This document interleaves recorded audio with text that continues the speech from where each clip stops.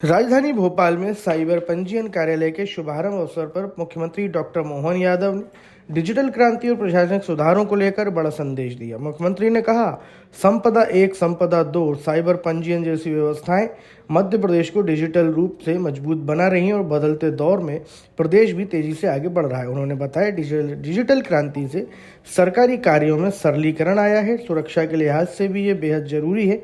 अब e stamp और advance software संपदा 2 के माध्यम से दस्तावेजों का पंजीयन पूरी तरह डिजिटल और पेपरलेस तरीके से किया जा रहा है, जिससे लोगों को पंजीयक कार्यालय जाने की जरूरत भी कम पड़ेगी। मुख्यमंत्री ने आम जनता से इस नई व्यवस्था का लाभ उठाने और इसकी जानकारी गांव-गांव तक पहुंचाने की अपील की। कार्यक्रम के दौरान मुख्यमंत्री ने राजनीतिक मुद्दों पर भी अपनी बात रखी और विपक्ष पर निशाना साधते हुए कहा, कांग्रेस अपनी विश्वसनीयता खो रही है और बजट पर स्वस्थ चर्चा होनी चाहिए। उन्होंने कहा कि सरकार सदन में सभी सवालों के जवाब देने के लिए तैयार है और सकारात्मक चर्चा से ही लोकतंत्र मजबूत होता है। वहीं वंदे मातरम को लेकर उन्होंने सौभाग्य की बात बताते हुए कहा, आज़ादी की लड़ाई में क्रांतिकारियों और देशभक्तों ने इस गीत से प्रेरणा ली थी।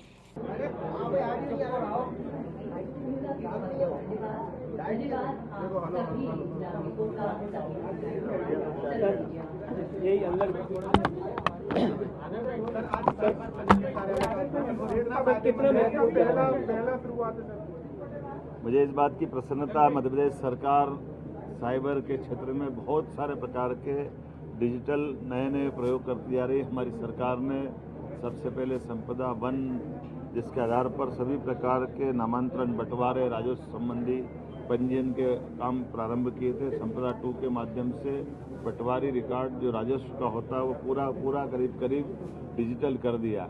उसी सिलसिले में मैं माननीय उप मुख्यमंत्री जी को बधाई देना चाहूँगा। ये साइबर पंजीयन का जो नया क्रम चालू हुआ है, जिसके आधार पर 75 अलग अलग प्रकार के हमारा अपना पावर ऑफ अटर्नी बनाना हो, लोन दिलाना हो, हमारा शपथ पत्र देना हो, बैंक से जुड़े हुए अलग अलग प्रकार के लोन से या कोई योजनाओं से जुड़े हुए हमारे विभागों के दस्तावेजीकरण का काम है, वो सब इसमें जुड़ा है। यहाँ तक कि अगर हाउसिंग बोर्ड और प्राधिकरण की प्रॉपर्टी भी आप लेन देन करते हैं तो उसके लिए भी आपको कहीं आने जाने की ज़रूरत नहीं, अपने अपने घर से बैठ करके इस पेपरलेस तरीके से डिजिटलाइजेशन के आधार पर साइबर पंजीयन करा सकते हैं। और इसको सफलतापूर्वक अभी तक लगभग 14.5 लाख पंजीयन करके इसका ट्रायल लिया गया और अब इसको पूरे प्रदेश के 55 जिलों में लागू कर रहे हैं। वाकई ये क्रांति है। हमने इस संपदा 2 और 1 के माध्यम से भी देश में नाम कमाया था। देश में स्वर्ण पदक हमको 2025 में भारत सरकार ने संपदा 2 के आधार पर दिया है और उसी प्रकार का ये नया प्रयोग है। उम्मीद करेंगे बाकी राज्य भी इसको अपनाएंगे। आने वाले समय में इसका और विस्तारीकरण करेंगे। अभी ये हमारे हाउसिंग बोर्ड, प्राधिकरण और इन तक तो जुड़ा है, लेकिन दिन में भी बाकी लोग इसको लगाते जाएं।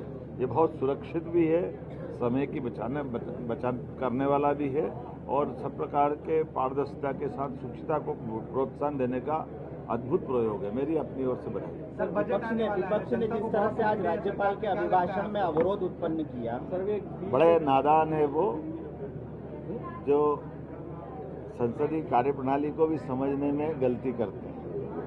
कांग्रेस लगातार इसी कारण से अपनी विश्वसनीयता खो रही है, देश में भी और प्रदेश में भी।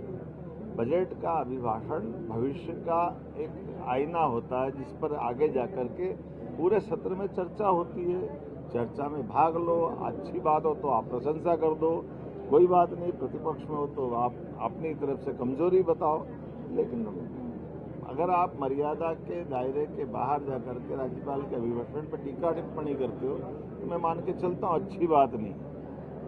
अब नाच न जाने आंगन टेढ़ा, उनकी जनता बाजार में बात मान नहीं रही है तो वो ऐसी नादानी की बात कर रहे हैं।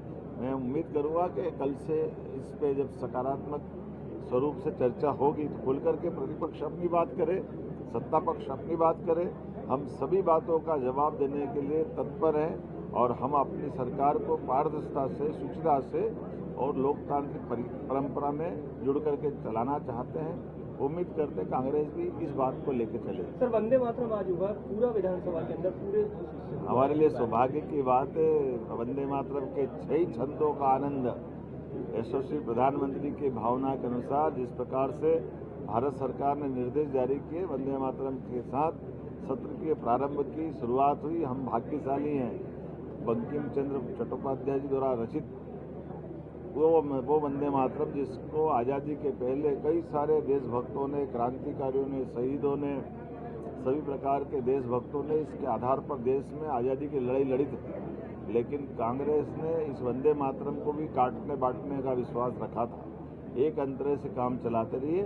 मुझे इस बात की प्रसन्नता है, संसदीय जीवन में हमने सबने एक साथ वापस उस वंदे मातरम को एक साथ गाकर के आनंद के साथ सत्र का प्रारंभ कराया।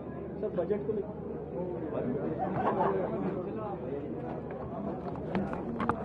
राजू